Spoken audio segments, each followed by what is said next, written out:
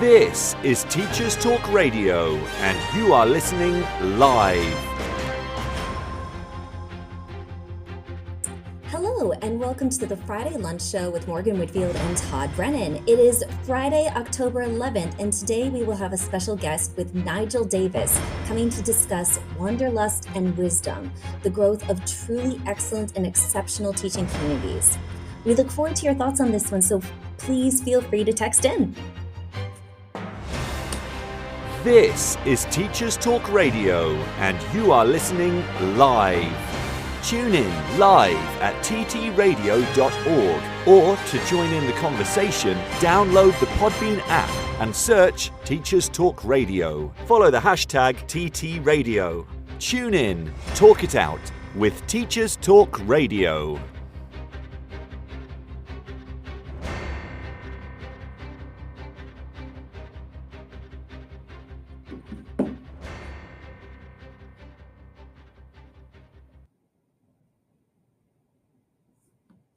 Hello, and welcome everyone to Teachers Talk Radio. It is the Friday lunchtime show with Morgan and Todd, and I'm extremely excited that today we actually have the opportunity to discuss what it is like to be a teacher who is living abroad and looking to find their home in a professional learning community. So, as a teacher who has lived in several different countries at this point in my career, the first thing that I want to do is I want to find the other teaching and learning geeks where I live.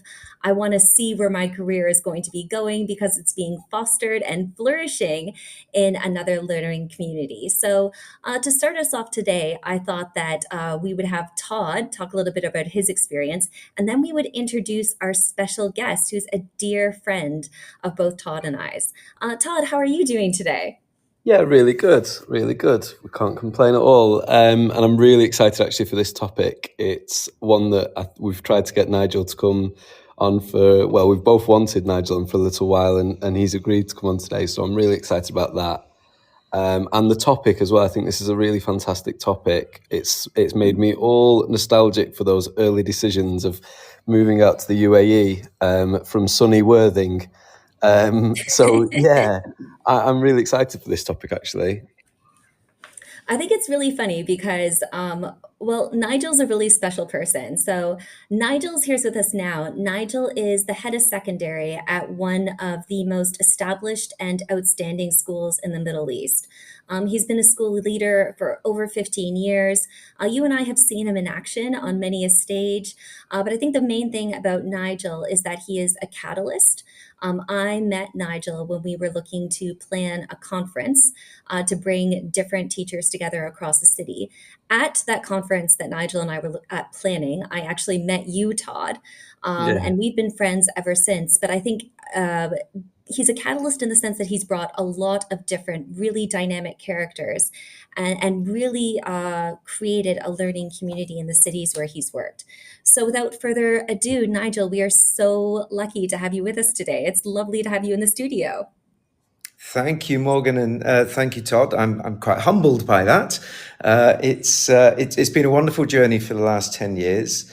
Todd, I agree with you.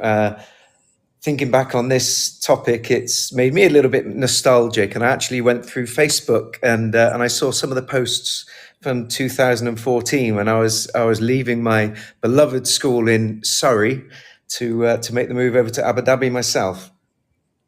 Yeah, it's strange reflecting back on it.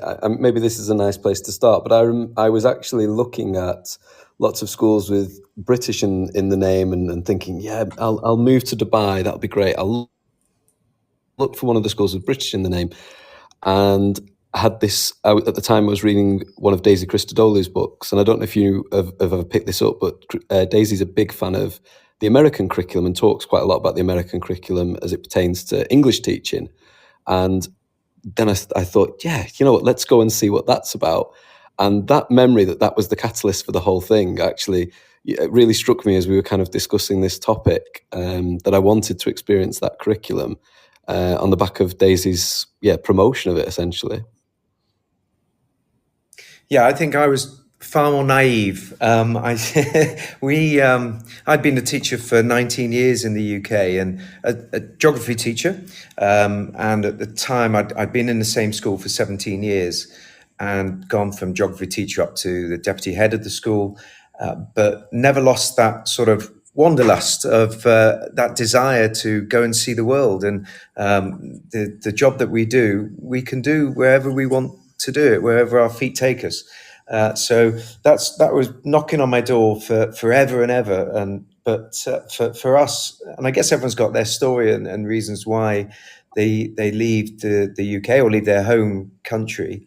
For us, it was a fairly sad story, a series of events. Bit of a terrible Ofsted story for my wife, and a couple of family bereavements, both of whom were 59, and my wife turned around to me one day and said, okay, we'll move. And that stuck with me, mostly because it's the only time I've ever won an argument with my wife. And she said, yeah, okay, you're right. Let's do it. Let's move abroad. So for us, we were completely naive about where to go and about the type of school to go to. So, I mean, just mentioning the word British in the title of the school, we weren't even fussed about that, to be fair. It was just we literally just picked up the Times Ed and applied for schools at the time where we were looking for a school to go to together as a teaching couple. It turns out we didn't get that. It didn't work out.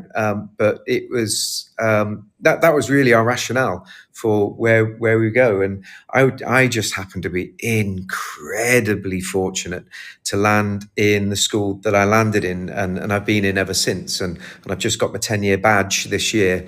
It's a metaphoric badge, sadly. But the school I'm in is incredible, and I couldn't have landed in a nicer place. It's amazing, and you just said something there that I think really will resonate with a lot of people, which is that let's just do it. And someone said to me when I'd applied and the job was kind of there waiting to be accepted, what do you think is going to happen? You're going to regret the 3 months that you were in the Middle East, sat by the beach at the weekend? That's going to be a regret, is it? If it doesn't work, just come back. And I think I wish I'd had that thought earlier. I wish someone had said that to me sooner, because much like yourselves, we were sort of sat on the idea for a long time, and I wish we'd kind of pressed the button far sooner now that we've done it. But, that's life, isn't it? And it's good that what was a difficult time by the sounds of it there, Nigel, turned into this amazing thing, and kind of maybe was a bit of a catalyst, word of the episode so far, for driving you forward there. No, absolutely. And the thing is that it's not going to be a smooth road. Nobody's journey is a smooth road. And even when you get here, our daughter was just going into year 9 at the time, and she literally cried every single night until Christmas. And I turned to my wife at one point and said, should we just stay for the 1 year? She's not happy. She's missing her friends back home.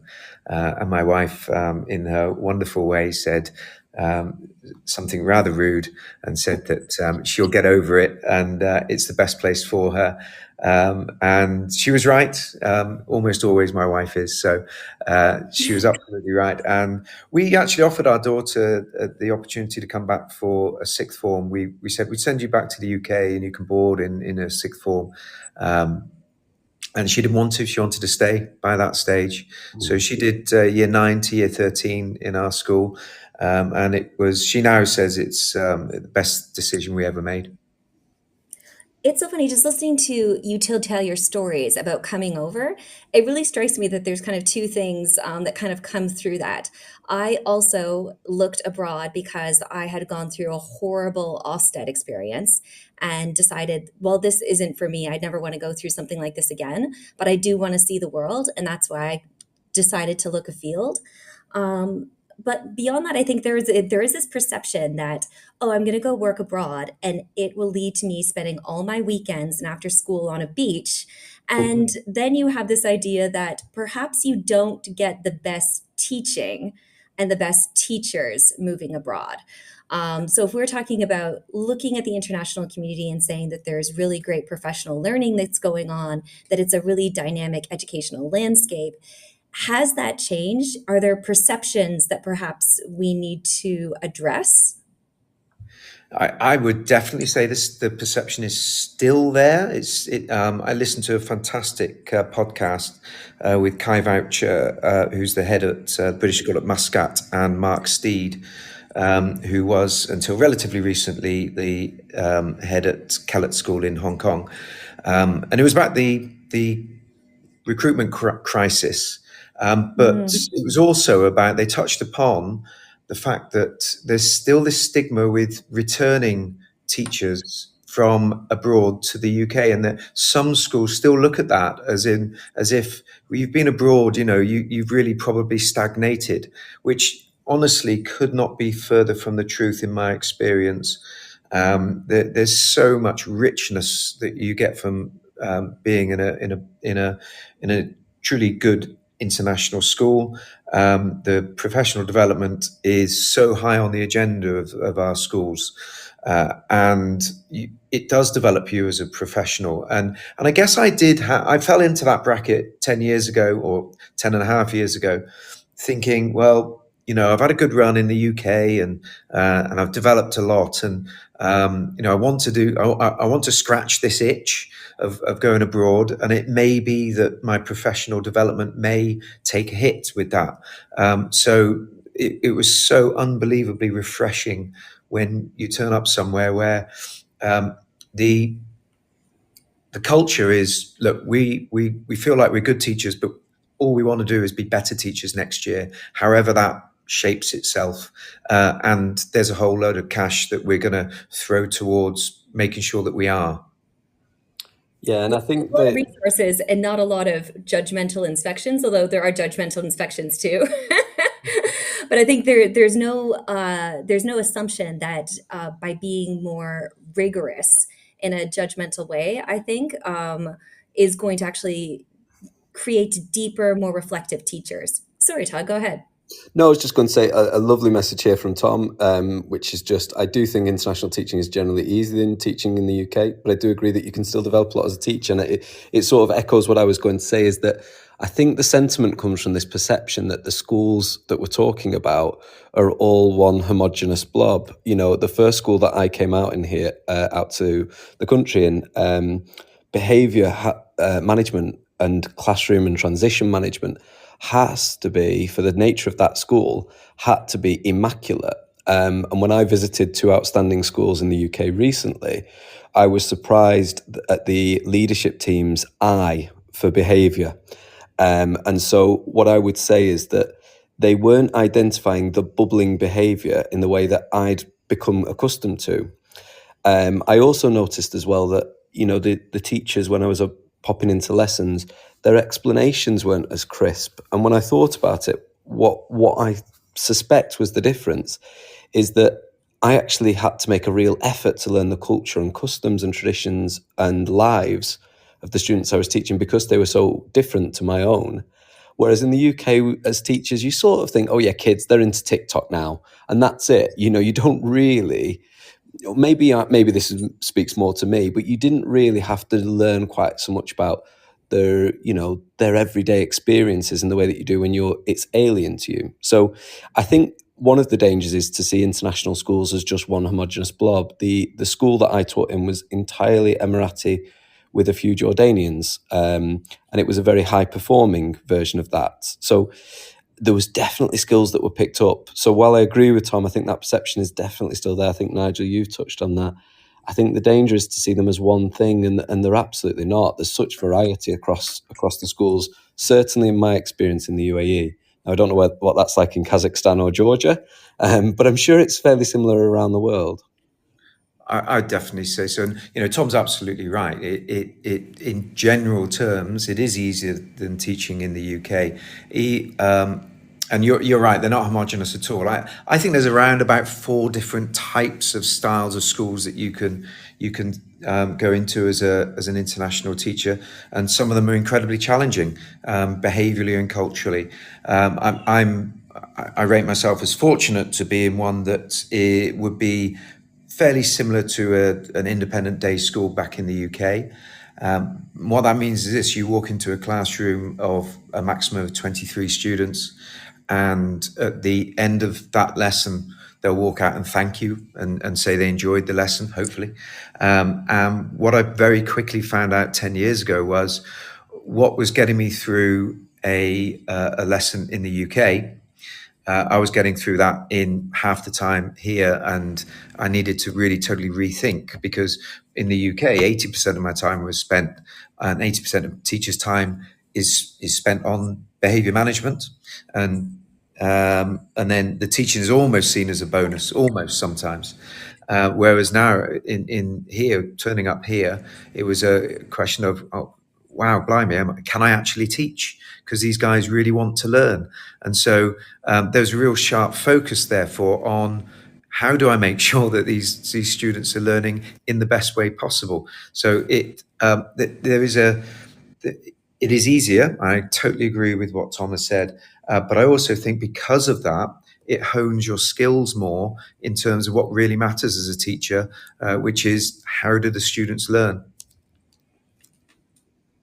I think that's really true. I think that sometimes you flush out a lot of the common misconceptions and errors in your teaching, because all of a sudden you realize, well, you have a really kind of obedient audience, but an obedient audience doesn't mean that they are engaged or necessarily learning. So I think it makes you really attuned to kind of expert teaching, which is really interesting. There are very, very different types of schools and very different challenges in international settings. Having just moved from one area to another, from one region to another, I can see the different cultural challenges. I'm more aware of that than I ever was before, because I had gotten very comfortable in the Middle East. But I think it is really fair to say that behavior management is a very different animal, I think, in any school that you go to. And I know that it was a huge challenge in the UK moving to an international school that I'm in now.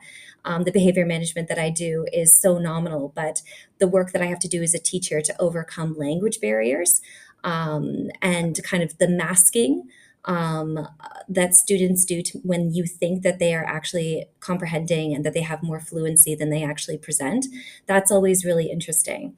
But I think I kind of wanted to go back to the heart of the question, which is, if I'm coming into this situation as a new teacher and I want to get to know my students, know the school, know the context, and improve, where do I go to? If I've just landed in the country, I've started at a new school, and I want to understand how to become a better teacher, what educational models that are effective are there out there for us, and how are they created? Yeah, well, I think if we look at actually take a step back and think about the psychology of moving abroad, it sort of helps to explain, I think, why the teaching communities abroad are so close.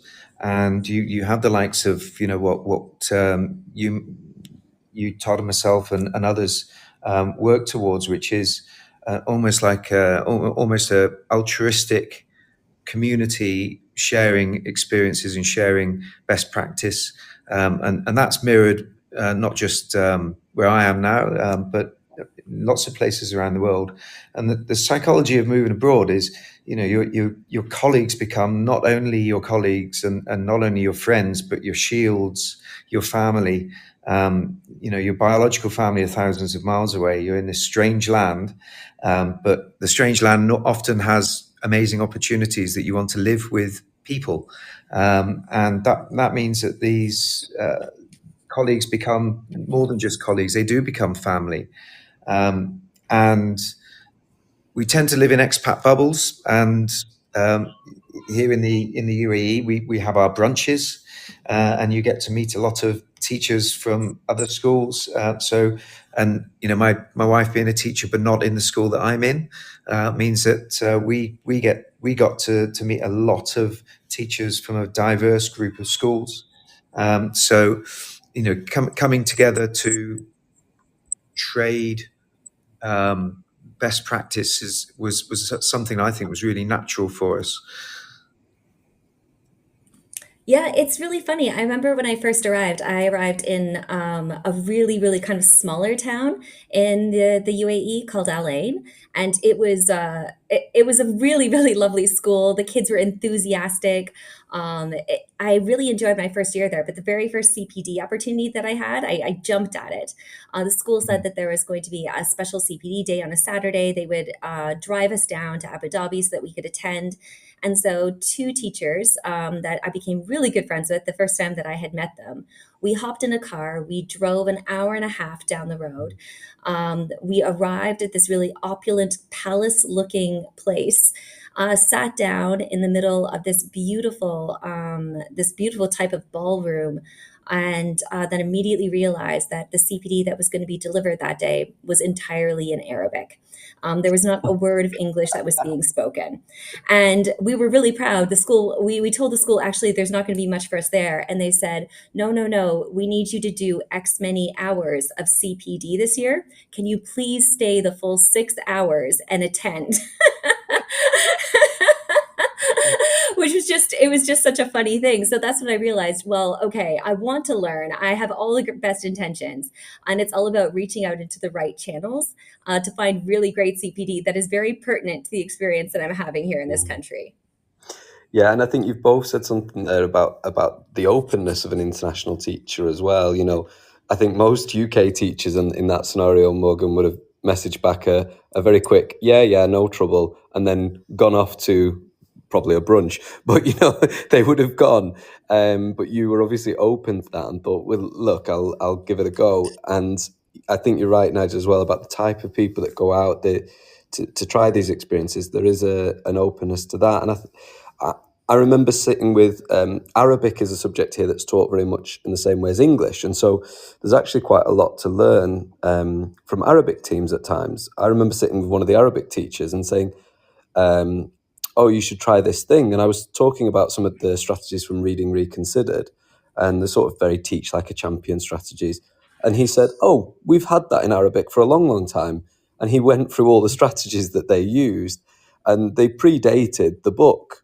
And I thought, this is fantastic. I've been trying to find this amazing new approach to reading, and it's just been down the corridor. And in fact, it's been in Jordan. He was Jordanian. It's been in Jordan, and the other chap we were chatting to was Syrian. It's been in Jordan and Syria for nigh on 20 years.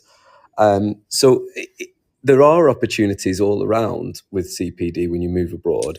But I think it's that openness, isn't it? It's that ability to start up an unusual conversation, to try an unusual experience, and be available to listen and to learn from others. And while in some parts of the world there might not be the same formal CPD that we're used to back in the UK, with big conferences and big events, and even speakers to a lesser extent, there are opportunities available for those who are kind of looking to find them. I think that it's interesting because Nigel has been one of those people that has said, okay, well, instead of looking at international schools as kind of very, very kind of small silos that are competitive with each other, instead he said, we are all coming as expats from different places around the world. We should be pooling our expertise and sharing as much as possible. So I think there has been a very determined movement to regard teaching as a profession in which we share as much as possible. So we do see, I guess, a kind of a renaissance of professional learning, I think, in places like Abu Dhabi, in Dubai. Right now, I'm in Vietnam. I see it in Malaysia and in Thailand, in China.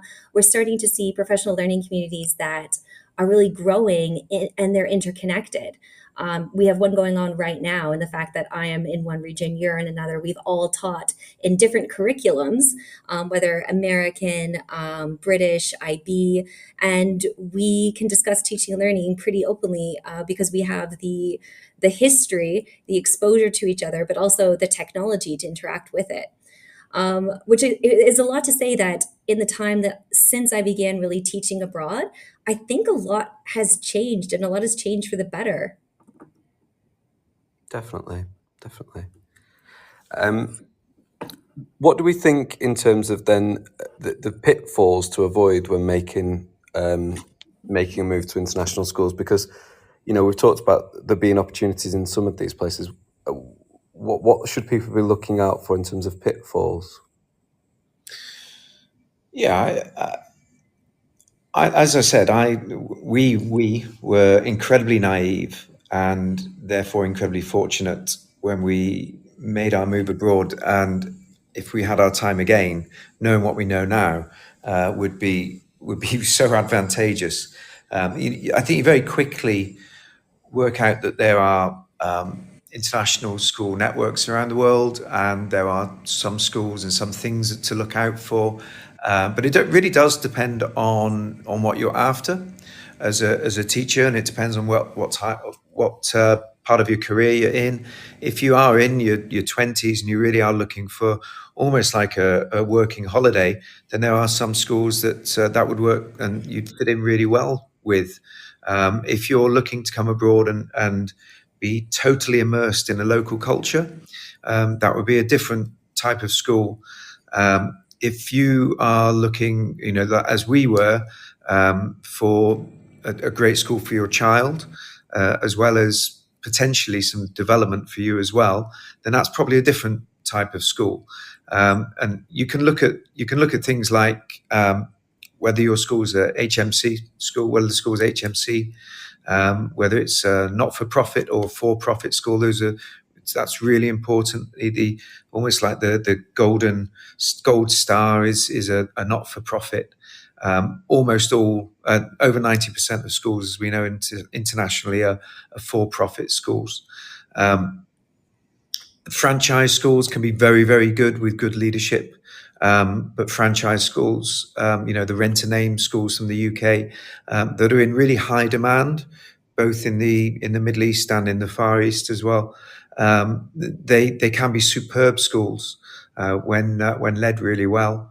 But you can look at the BSO reports as well as the local inspection reports. The BSOs is the British schools overseas. It's an accreditation that any British curriculum school overseas would want to have. It's an accreditation that says, yes, this school fits in a similar vein to a UK school. And it is something to look for and to read what the report says. And it tends to be a little bit more progressive than an Ofsted report, which sometimes still reads as fairly damning. So they're nicer reads, but they can give you a really good idea about a particular school to go to.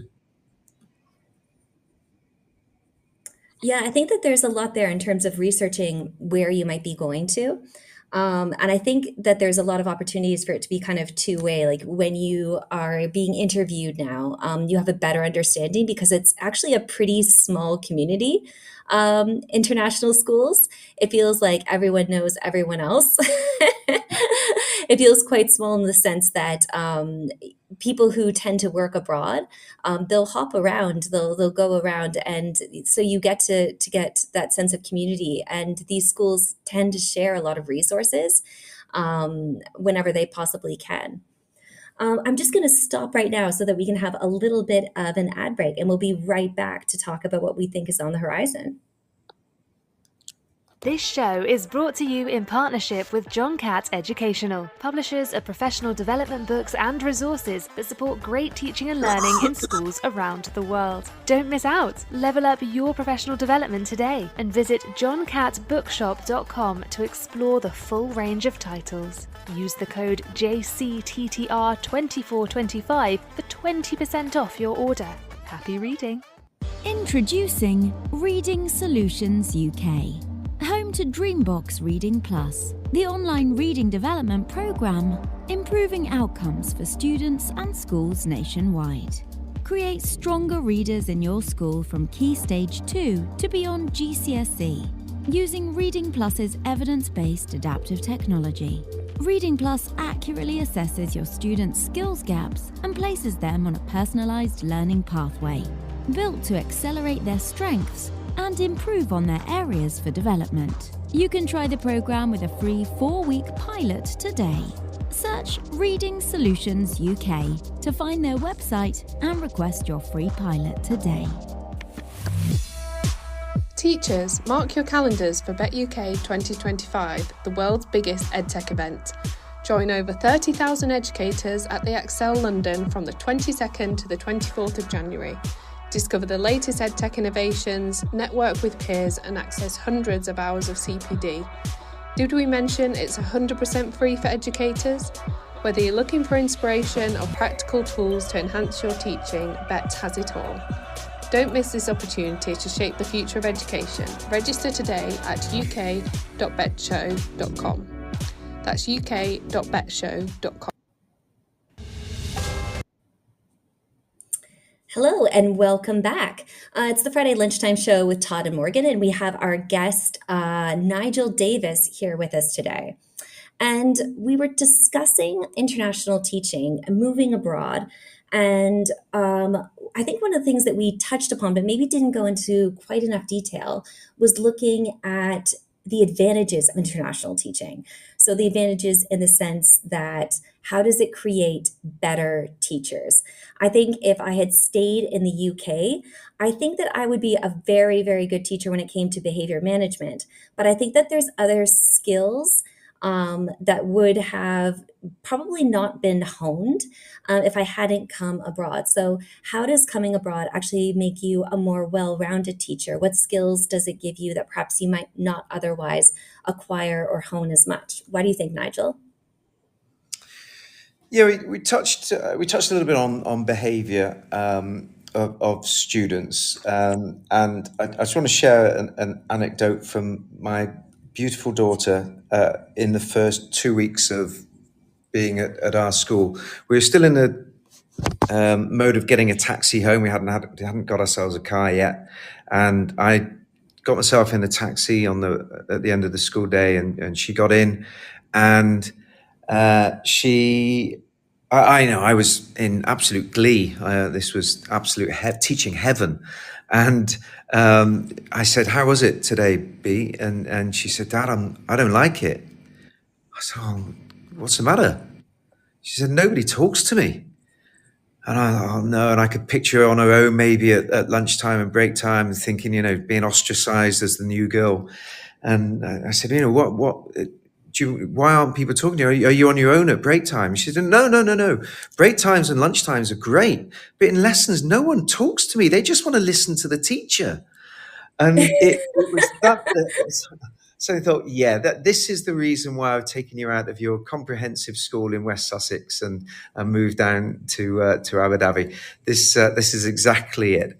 And that sort of sums it up in terms of how, you have the opportunity in terms of the student, and we've got and the reason why we've got a very strong link now with one of the local universities where they come in and do educational research in our school. And right now we've got 3 pieces of educational research. I was fortunate enough to be credited as a co-author for 2 pieces of research last year. And the reason why they love the school so much is because, as classrooms go, as research classrooms, they're as clean as they can get. So it's a great opportunity to try new things, to experiment, to push boundaries. It's a wonderful place to do those sorts of things. But more than that, because schools are in a marketplace, we are all private schools, and so we do all rely on bums on seats, and so reputations and so results are very, very important. We do put a lot of money towards CPD, and the research is very, very clear that the most impactful thing in a student's education is how the efficacy of the teacher, and so we put an awful lot of money towards teachers' CPD, and there's an awful lot available now in terms of UK-based stuff that comes across to the UAE. I think people have realised that actually schools in the UAE have got the money and they really want to spend it on good quality CPD. But you mentioned IT a minute ago as well, and that has really opened so many doors. I facilitate the MPQs program over here, and it's 80% online. And even the workshops we do, apart from one a term, they're all online. So much as they may have to miss a lesson if it coincides with that, they don't have to leave their school to come and do one of the workshops. So these are opportunities that in the UK I certainly didn't have 10 years ago in the UK.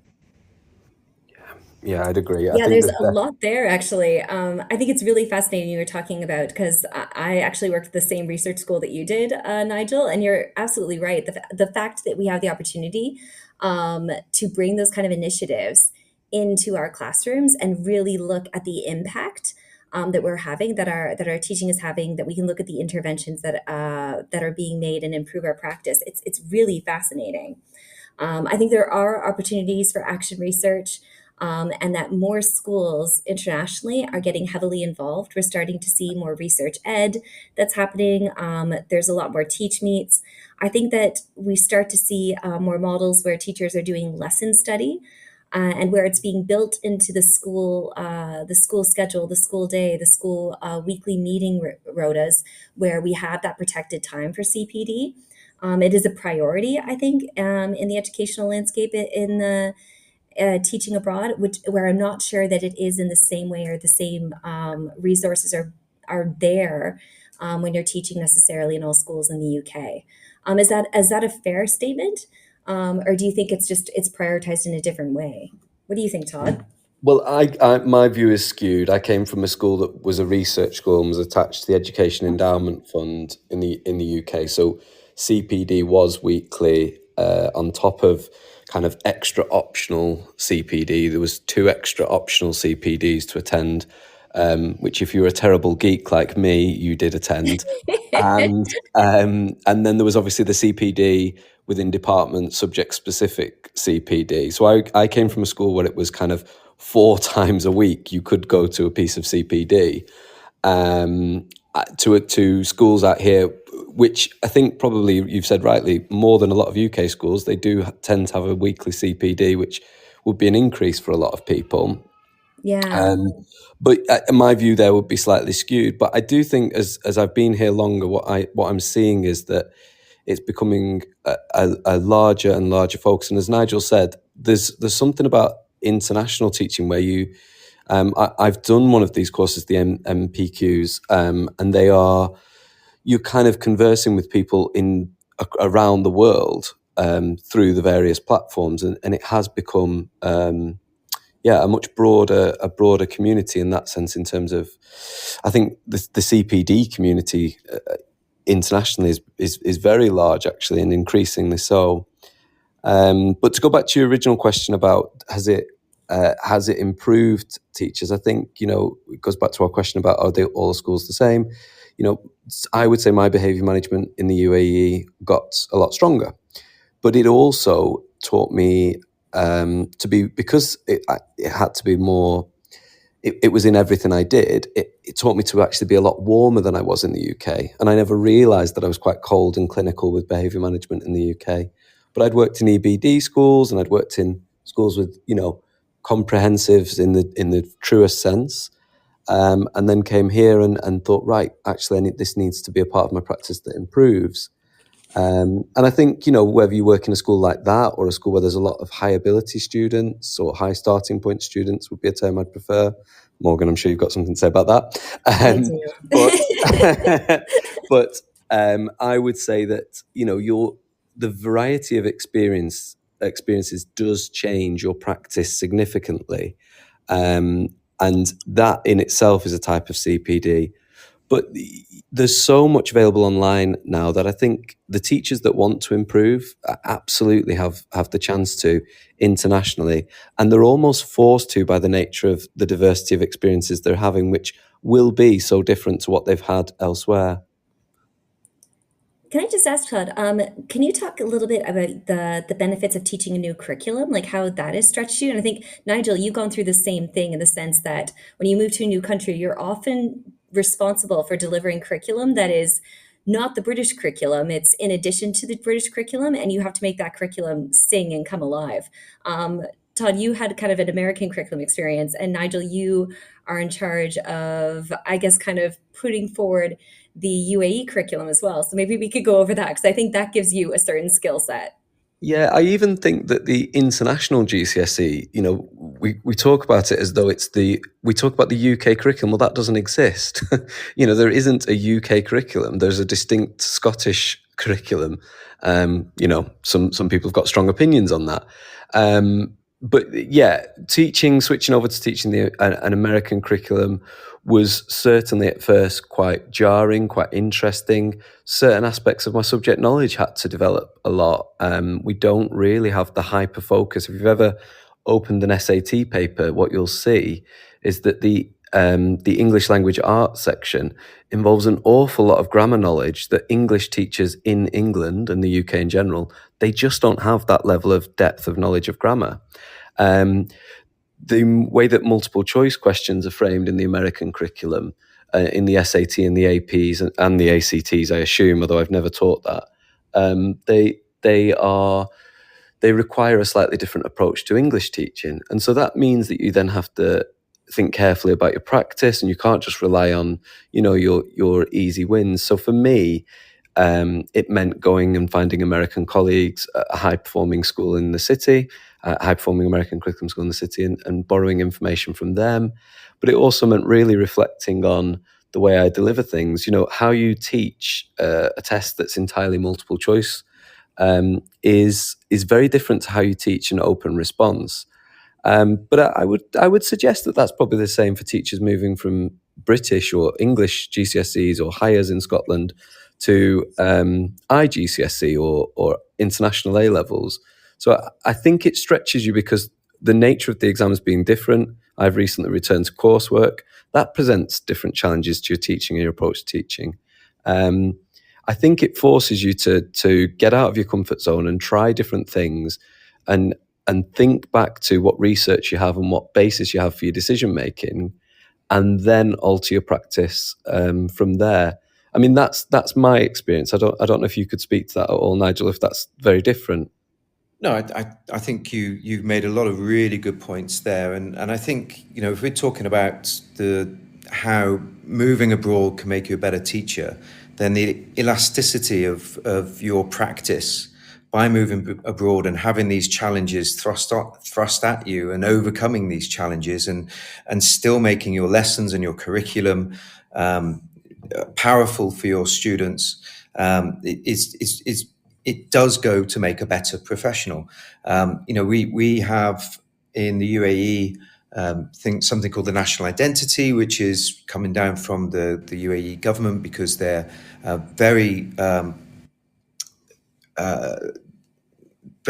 wanted to push their own identity and make sure it doesn't get diluted, because the UAE is actually only 15% local Emiratis. 85% of the population are people from abroad. So, making sure that the identity of the nation stays as Emirati is really important for them. And so we have to teach that in schools. And I think that's really important. And I think that can be done in a way where that context for our students, that we're visitors in somebody else's land. So we need to get to know the local traditions, cultures and people, and that we are part of this big global society is really, really important. And that again can only add to people's practice. And, we came out, if I go right back to the beginning, when we came back out here after 19 years in the UK, we felt like we were in a rut. We felt like, my wife and I felt like we've done 19 years, which is pretty much half of our career. And it was hard. Teaching is really, really hard in the UK. But it's the same thing and the same challenges day after day after day. Coming out here and working internationally and having those to adapt to new things and new experiences and meeting cultures that you wouldn't necessarily meet before, and throwing yourself into that and the broader life of a school, because international schools tend to be far more of a community than schools in the UK. It's refreshing. as a human being, and I think it makes you a better professional. I think that's really beautiful. One of the things that I was just reflecting on, Nigel, is the fact that it's become this thing in the mission statements and the value statements of schools to say words like global citizenship. But I think in international schools, it really means something. It really is at the heart, this idea that there is this respect for the diversity of perspectives and identities that you're surrounded by. If you've ever had the joy of attending an international day, it is something that's a lived and breathed experience.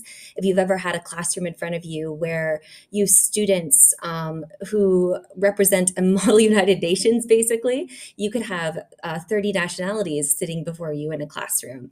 You could have over 7 or 8 languages that could be easily spoken amongst those students. There's such an amazing experience in being able to allow students to share those perspectives that they come from that can be so different. And it is something that's really special about being in an international school. It's one of, I think, the things that allows you to kind of really stretch and grow yourself too, so that you can really empathize and understand where students are coming from. So I think there are these really special things about being in a different place. And kind of the one thing about these schools is that school is one of those places that for kids becomes home. Home is where you are. My kids are going to be growing up in an international school setting. And so their experience of home are these little kind of islands of diversity, which is so, so cool and special. So I think that international teaching and the ability to live in these international communities, it's a really rare and wonderful experience. Yeah, I couldn't have said it better myself. That's absolutely wonderful. It's the unwritten, unspoken golden thread that runs through all schools, international schools, is that difference. What makes us different makes us together as well. And every year we have an event at the end of the school year for what we call our lifers. So we are a through school. So we start at FS1 and go all the way up to year 13. And we have students, we have 130 to 140 in every single year group. But every year group that finishes and leaves, around about 30 of them would have spent their entire life at our school. And that is exactly what you say. It's their second home. And so we have a big event just for the lifers because they're very special to us. And we go to the local beach club and tend to have a big open air event because the weather is beautiful, and with their parents celebrate the fact that they're leaving not just the school, but they're leaving their second home. It's a very, very emotional night. Yeah, that is so beautiful. As as someone who has 3 little children and then seeing them grow up in an international school, the idea that this is a place where they find home, that is incredibly special. And to see those kids that have grown up wearing that school uniform is their identity as much as any flag, if you know what I mean. So yeah, that's absolutely fantastic. I'm just going to pause this here, and we're going to listen to some news adverts and to the news. Thank you both so much. This show is brought to you in partnership with John Catt Educational, publishers of professional development books and resources that support great teaching and learning in schools around the world. Don't miss out. Level up your professional development today and visit johncattbookshop.com to explore the full range of titles. Use the code JCTTR2425 for 20% off your order. Happy reading. Introducing Reading Solutions UK. Home to Dreambox Reading Plus, the online reading development program, improving outcomes for students and schools nationwide. Create stronger readers in your school from Key Stage 2 to beyond GCSE, using Reading Plus's evidence-based adaptive technology. Reading Plus accurately assesses your students' skills gaps and places them on a personalised learning pathway, built to accelerate their strengths and improve on their areas for development. You can try the program with a free 4-week pilot today. Search Reading Solutions UK to find their website and request your free pilot today. Teachers, mark your calendars for Bet UK 2025, the world's biggest EdTech event. Join over 30,000 educators at the Excel London from the 22nd to the 24th of January. Discover the latest EdTech innovations, network with peers and access hundreds of hours of CPD. Did we mention it's 100% free for educators? Whether you're looking for inspiration or practical tools to enhance your teaching, Bet has it all. Don't miss this opportunity to shape the future of education. Register today at uk.betshow.com. That's uk.betshow.com. This is Teachers Talk Radio, and this is Teachers Talk Radio News.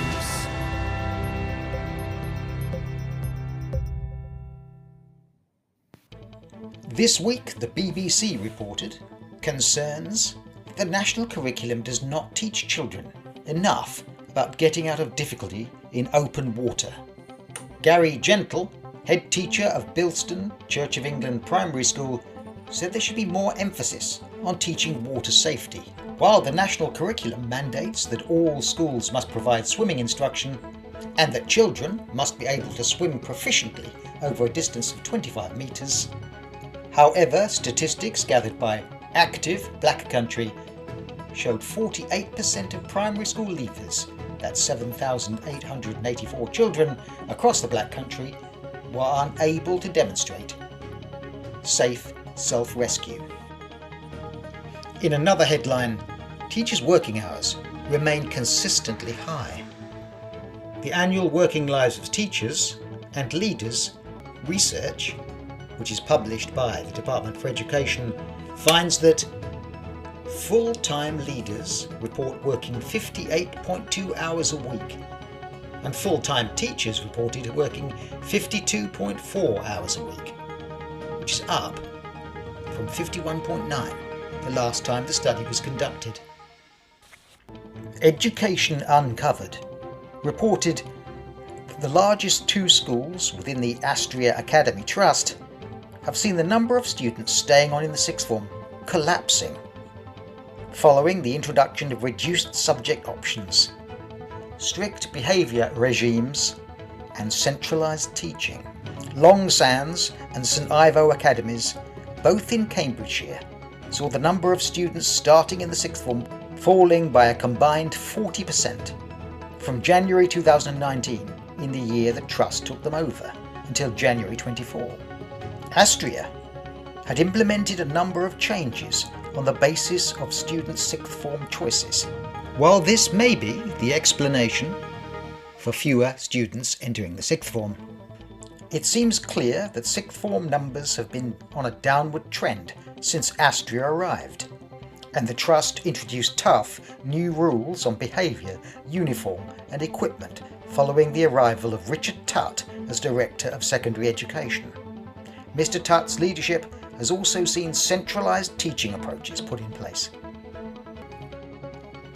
Sky News reported that most teachers have seen pupils in dirty clothes with unwashed hair and unbrushed teeth in the past year. School staff reported personally washing pupils' uniforms and buying soap, toiletries and laundry detergent for families in need.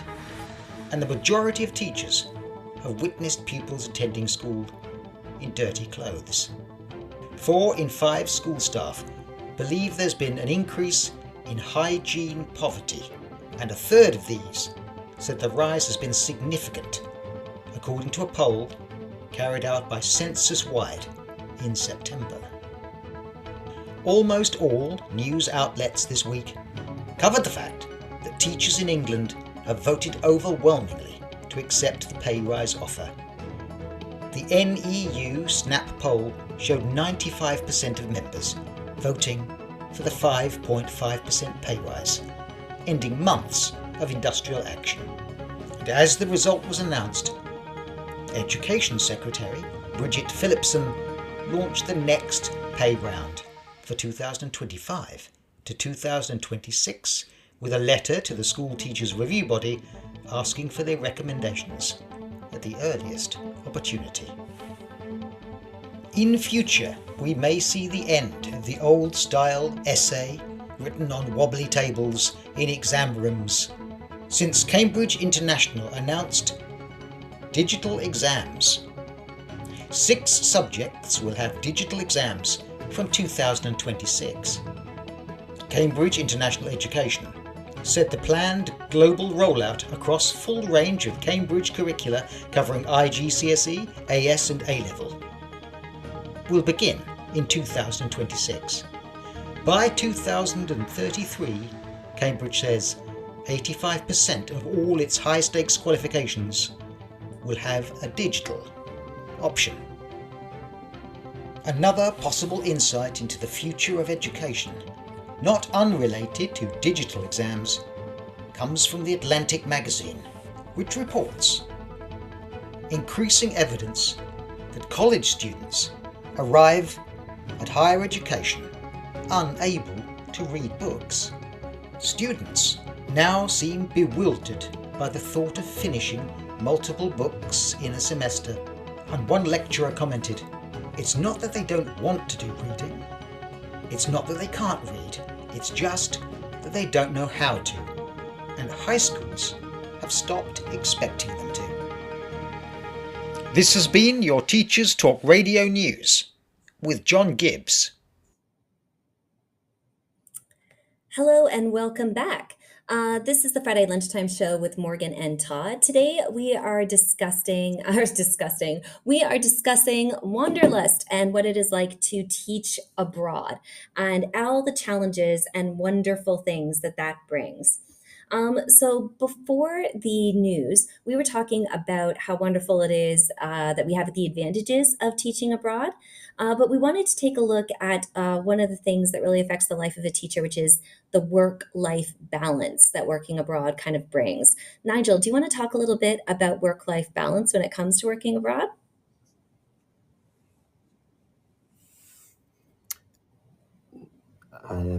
I'll just pick up on something. There you go, Nigel. Okay. I appear to have been muted there. That's good. I was making no sense before. This is as a sort of reminder. Having been a teacher for 19 years until 2014 in the UK, I still remember just how tough it was. It was unbelievably tough, with so many different pressures. And my sister, who's also a teacher, she's a primary school teacher, who she finished teaching in June of this year. So at the end of, or July, she gave up after 30 years. It's one of those things as being a teacher. I know my sister's character, and I know that she would be a brilliant teacher just because of her character. But I've never seen her teach. But I know she would have been a brilliant teacher. But she just had enough.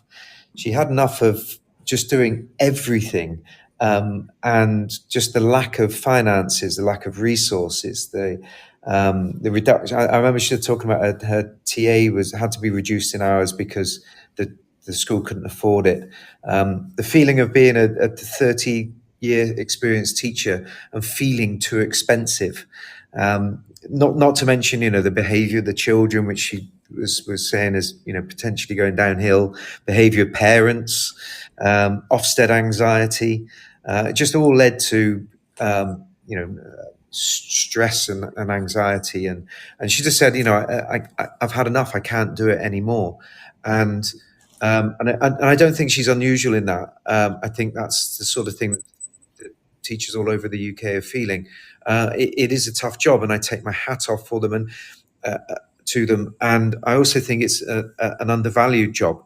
And one of the things here in the UAE, which is wonderful and a little bit bizarre, is just how respected teachers are.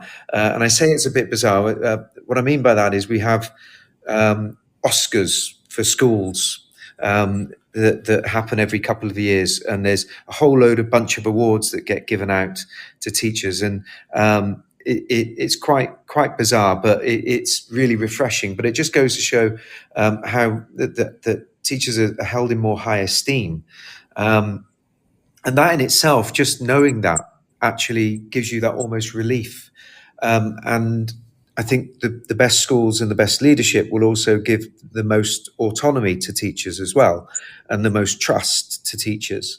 Our school finishes at 2:40, and if our staff walk out at 2:41, I don't bat an eyelid.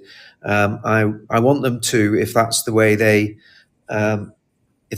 work, and if they are getting the job done, and if their classes are great, and if the students love going to their classes, and if their results are still fantastic, I am more than happy for staff to rock out at 2:41.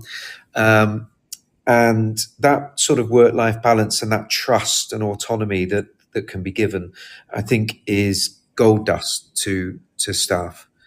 Did I also mention, I forgot to mention the 4.5-day week in the UAE that we've gone to now as well. That's quite nice, finishing at 12 o'clock on a Friday as well. I do miss finishing at 12 o'clock on a Friday. It is really lovely. Yeah. I think it's true. I think that there are ways that the school will take care of you. I think that there's an emphasis not just on like on well-being, but also welfare. So the idea that there's creche for your own little ones at the beginning and ending of the school day, so that you can attend meetings. There's this idea that we give you the resources during the school day to do your job extremely well. We make sure that you have subscriptions that you need. We make sure that we create efficient systems. There are all kinds of things that I think when you have resources can make your life extremely streamlined as a teacher. I think that no matter what, you tend to have really, really, I guess as teachers put aggressive expectations upon themselves. So they always want to go above and beyond. It's really hard to find a teacher who does leave at 2:41. I think that teachers, they do push themselves, but I think that they're given the tools to do so in a really effective manner. So you don't feel like you're Atlas carrying the world on your shoulders, but instead you are put in a position where you can succeed at your job, if that makes sense. Yeah, definitely. And I think, we just heard there on the news 58.2 hours for senior leaders. And I think there's a sort of strange pride in that in the UK. And I think with international teaching, I'm a firm believer that tasks expand to time given to them. And I think in international teaching, I can only speak to my experiences, but there's a sense that, once you've actually completed what you've done, there's no medals here for staying on longer than you need to. And there's no medals for, being the one with his light still on at 8 o'clock. Go to your family, recharge, refresh. You'll come back a better teacher for it, or go back to your friends, or whatever it is you do in the evening, your social events. And I think actually there's things that, certainly this is something for people thinking about international teaching to consider. But I think what you've just said there, Morgan, about creche reminds me that there's something for UK schools to think about here as well. As if they're losing teachers to international schools, it might be worth considering why. And one of the most popular schools in the town I was working in was a school that had a nursery school on site. I moved out to this country because we couldn't afford the nursery fees, and I was desperately waiting for a job to come up at that particular school because it was all about family for me. And I definitely have a better work-life balance here. But a lot of that could be achieved in the UK when I reflect upon it. So I think there's probably more of a dialogue, and that we started with, do people in the UK still think it's easier and it doesn't count, etc. I think if they do, that there might be a need, an absolute necessity for change there, because there's an amazing dialogue that can be had here. Well, you're getting through the same exams as us. Not all schools here teach international GCSEs. How are you doing that? How is this working? And what can we borrow from you? Because we're certainly borrowing a lot of really good stuff from UK in terms of CPD. We're borrowing an awful lot of their very good teachers. But maybe there's more of a dialogue, a back and forth there. Certainly my work-life balance is significantly better than it was in the UK. Yeah, I would be one of those people. Go on. I was just going to say I would have been one of those people priding myself on the 60 hours. Sorry, go on. Yeah, and I think we've all been that at some point in our career, and it's it's important as we're going up the career. We feel it's important that people notice that I'm prepared to be that person, prepared to put the hours in, and there's nothing wrong with that at all. And we still have people who do that. It's what it is. It goes down to personal choice, and I think it'd be probably remiss of me not to mention my boss in this, Mark Lepard, who's our headmaster. He models this, and the well-being of staff to him is such a high priority, and certain it sound like fairly small things, but put in place to make sure the well-being of the staff is actually paramount. So things like we have a strict, and I do mean strict, you get told off if you send an email after 5:30 in the afternoon or before 6:30 in the morning, because it can be sent on scheduled send, but nobody should be worrying about or having to look at emails in the evenings or at the weekend. And he's very clear on that. I don't want people looking at or being at work all the time. He models things incredibly well. So he stood up in front of all the staff and said, I've actually taken the email app off of my phone. I've taken, I've blocked certain WhatsApp things, or not blocked, sorry, put on silent certain WhatsApp things so I'm not getting notification. So when I'm using my phone outside of work, it's for pleasure. And that's it. It's to see my friends and speak to my friends. It's not a work device. And so he models that for us. And I think that's really powerful. Yeah, and so many other sectors have work phones, don't they, and work devices, so that you can even leave it in the building. My mother works in probation, and it's a phone that must stay in the building. It's not to come home with you. So little adjustments like that are massive. Just that email idea, and those are the sort of things that, outside of the conventions of British education, there is the opportunity there for different types of innovation in terms of work-life balance, and so much more for people if they are considering international teaching. I think what's really strange is some of the things that we've mentioned in terms of work-life balance.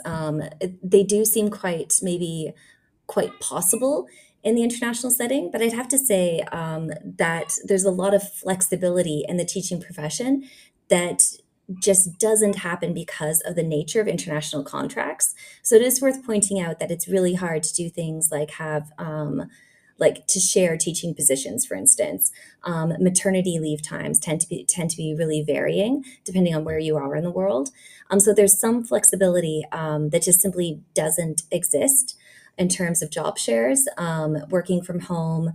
I think that across the world, though, across the education sector, we're currently really grappling with that, though, so that we just heard in the news that work-life balance is not something that is currently happening very well in the UK.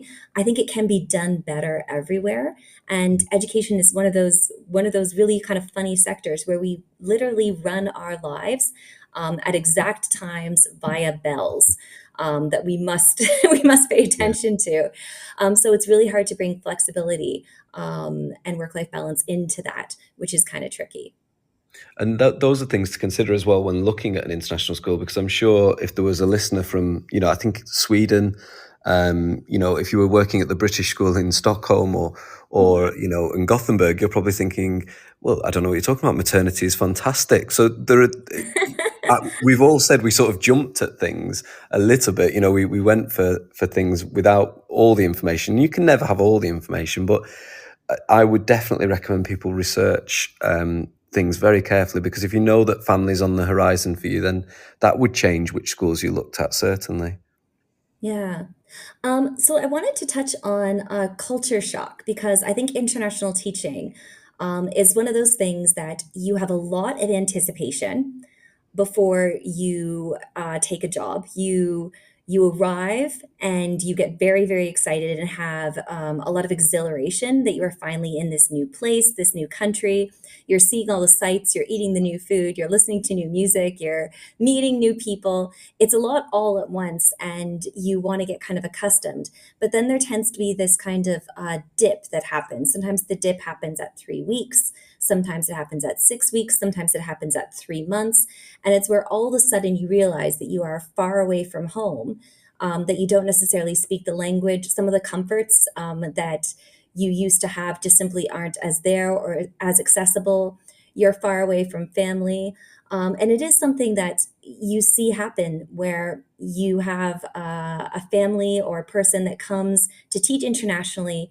They do it for a year, they maybe do it for 2 years, and they decide it's not for them. And it's kind of getting over that hump of culture shock. I was just wondering what your experiences were yourself personally going through any type of culture shock, or perhaps staff members that you've seen go through culture shock when moving abroad.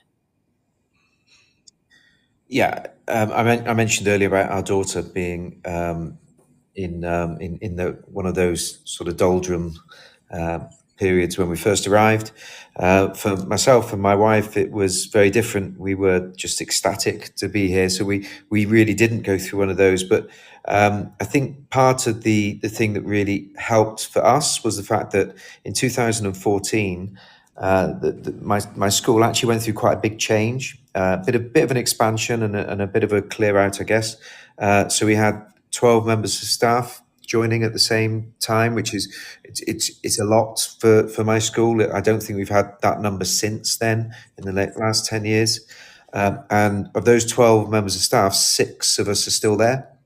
And that camaraderie of the newbies and that tightness of that group of people really did help. But what we've built up since then, I think, is a staff wellbeing events portfolio. So we do throughout the first sort of term and a half, put on a series of events. So we've got a quiz on the beach coming up.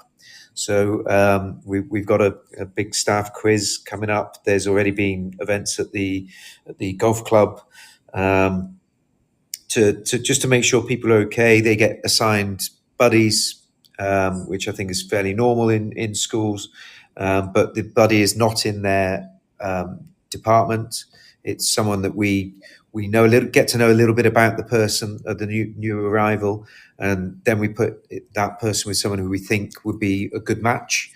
So it's not, or I should say, it's not necessarily in the same department area. So we work hard to support the newcomers in and make sure we do look after them. But I do think these days with WhatsApp and FaceTime, etc. 10 years ago, we were still using Skype. Remember that? It was, which was terrible. It never worked. So we hardly ever saw our family as we came on video conferencing when we first arrived. But today, it's a lot easier. I remember that. That was a tricky period. We were allowed to do Skype in school at that time period for interviews. So I used to quite frequently interview my mum at the weekend, and my wife did the same, which was a bit cheeky, but needs must. But yeah, those culture shocks are really apparent very early, that distance. Well, I'm going to give us a little bit of a break, and then we're going to have some final thoughts before we end today's little discussion session. So just hold on. One more ad break. This show is brought to you in partnership with John Catt Educational, publishers of professional development books and resources that support great teaching and learning in schools around the world. Don't miss out. Level up your professional development today and visit johncattbookshop.com to explore the full range of titles. Use the code JCTTR2425 for 20% off your order. Happy reading. Introducing Reading Solutions UK. Home to Dreambox Reading Plus, the online reading development programme, improving outcomes for students and schools nationwide. Create stronger readers in your school from Key Stage 2 to beyond GCSE, using Reading Plus's evidence-based adaptive technology. Reading Plus accurately assesses your students' skills gaps and places them on a personalised learning pathway, built to accelerate their strengths and improve on their areas for development. You can try the programme with a free 4-week pilot today. Search Reading Solutions UK to find their website and request your free pilot today. Teachers, mark your calendars for Bet UK 2025, the world's biggest EdTech event. Join over 30,000 educators at the Excel London from the 22nd to the 24th of January. Discover the latest EdTech innovations, network with peers and access hundreds of hours of CPD. Did we mention it's 100% free for educators? Whether you're looking for inspiration or practical tools to enhance your teaching, Bet has it all. Don't miss this opportunity to shape the future of education. Register today at uk.betshow.com. That's uk.betshow.com. Hello, everyone. It's the Friday Lunchtime Show, and we are just finishing up, but we have a few more interesting thoughts before we come into a close. And Nigel, I really wanted to kind of pick your brain about the future of international schools. You know the lay of the land, so why don't you just kind of tell us what the landscape is like? I think the future of international schools is incredibly rosy. I think that there is a train of thought that, back in the day, it was something that was a sort of dinosaur that was tiptoeing sleepily along. But that monster has now woken up. There is no doubt about it. We have school leaders in international schools, and we have a very, very good system of communication with school leaders as well in international schools. And they're driving education and they're driving innovation in education. And they are at the forefront of everything that is good that's coming out of the UK. So all of the cognitive science work, all of the work on curriculum by people like Mary Myers and Christine Council. You mentioned Research Ed earlier. Tom Bennett's the work he's done, that has touched over here as well in a big way. And I think that learning in international schools is now right at the forefront of what we do. And then you have the digital innovation. And international schools compared to the UK, they do have more money to spend on things like digital innovation. So my school has one-to-one devices for every student that has been bought by the school. And we're now innovating with things with AI in a way that wouldn't have dreamed possible even sort of 3 months ago. And how that is going to change and adapt teaching and teachers and learning in schools is going to require a lot of careful management, because even though we know that it can be a massive power for good in terms of education, we know that if we don't manage it correctly, it could be a real issue for learning. And assessment is not going to change in the medium term. They're still going to have high stakes assessments at the end where you're going to walk in and have to remember and regurgitate stuff. So if AI is not used in the right way, students are going to suffer, but it can be used in a brilliant way. But international schools are growing.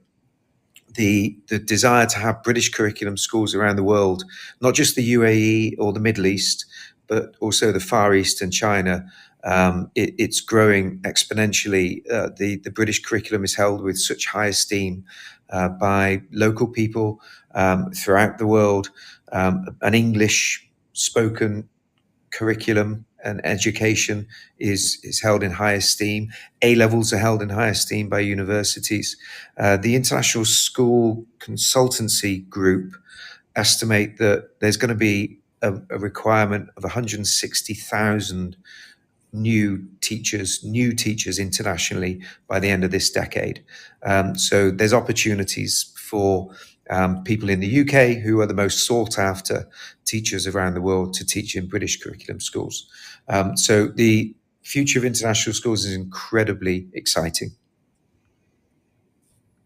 Yeah, there's so many interesting things that are kind of coming up just over the horizon. When I think of all the different international schools that are being opened, I have friends that are in Kazakhstan, that are in Georgia, that are in Jordan, that are in Japan, that are in Malaysia, that are in the UAE. And they all have schools that are being built beside them, and they just see the international communities that are growing. It's just the world is becoming more interconnected, and the need for international education is there. The demand is there, and the way that we are dynamically growing as an international community means that that we should be more interconnected to meet the challenges that we are probably going to face. You mentioned, for example, AI. I think that's something that we're all trying to grapple with. We want to keep a really great curriculum delivery and have rigorous results. But that also means that we should be engaging our students like really authentically in things like AI in a way that's useful to them in the future. And that's such a fine, fine line that we're all trying to walk all at the same time. So yeah, there's so many amazing points that you just brought up, Nigel. I don't even know where to begin. Todd, what did you think? Yeah, I wouldn't like to make any predictions, but obviously, I mean, it's half the UK teachers that they're predicting. I've just had to Google it because I forgot about that statistic, Nigel. It's half of the current UK teachers that would be required over the next decade, which is crazy. I think if I was going to have a hope rather than a prediction, it would be that international schools, as well as being these great forces of innovation, maintain that level of real focus on the fundamentals that, we hear about elite athletes. I remember reading that Federer practices his forehand some ridiculous amount of times a day, which you can't imagine Federer needing to do that, but he does. And I think that, I guess it is a prediction of sorts. I sort of feel that international teaching will be a hotbed for practice because of that technology. There's lots of schools now having, there are lots of brands available to do this, but they have video technology in classrooms that means that you can record entire lessons and watch them back and really drill down on the fundamentals. So I think that technology actually might result, and the availability of cash to invest in teacher development might result in a real refinement of the things, of the forehands and the backhand slices, of the real fundamentals that are the bread and butter of the teacher. I think it'll be a real blending in the future. I guess it is a prediction. Yeah, I think that there is going to be kind of a recruitment crisis. There is an ongoing recruitment crisis. We want to get great teachers that are working internationally, and we also want to upskill the teachers that are working internationally. We want to make sure that the students are getting the very best experience, and that teachers are meeting, we're horizon scanning so that teachers can meet the needs of those students as they come up. We talked at the very beginning about meeting kind of through those professional learning communities. So kind of meeting through conferences, through friends at other schools, keeping those conversations going. How do we keep those dynamic communities collaborating? I think the biggest fear that I have is that education becomes really competitive to the point where we don't share those resources, or you have a whole bunch of teachers coming in who are new and don't get the same warm welcome perhaps that we had to our cities, where we felt that kind of warmth of a professional learning community. Nigel, what do you think? I think school leaders have a huge part to play in that. The competition element of schools is always going to be there in the background. We all want to thrive, and to thrive, we need to be relatively full as schools. But that's the only competition. We're not in competition professionally. We are together professionally, and we've got a really good point and a good understanding of that. And big things like the British schools in the Middle East add to that, and come together and bring people and bring school leaders together. And if school leaders come together and understand that actually we can still work to be the best school that we can possibly be, but we can do that without having this nature of competition that means we don't talk to the school down the road. We still work with them. I challenge all of my middle leaders, and I ask them to be the hub of their subject area within the city. and I asked them to reach out to heads of department across the city to come to our school and to have their termly or half-termly meetings as heads of English, for example. And the reason to do that is so that they can learn off of each other, because fundamentally it will be better for all of the students within the Emirate of Abu Dhabi. And that's important to me. It's not, what's important to me isn't just my school, it's what happens to the whole city and the whole Emirate. So school leaders have got a huge important part to play. Absolutely. That's a rising tide lifts all boats, doesn't it?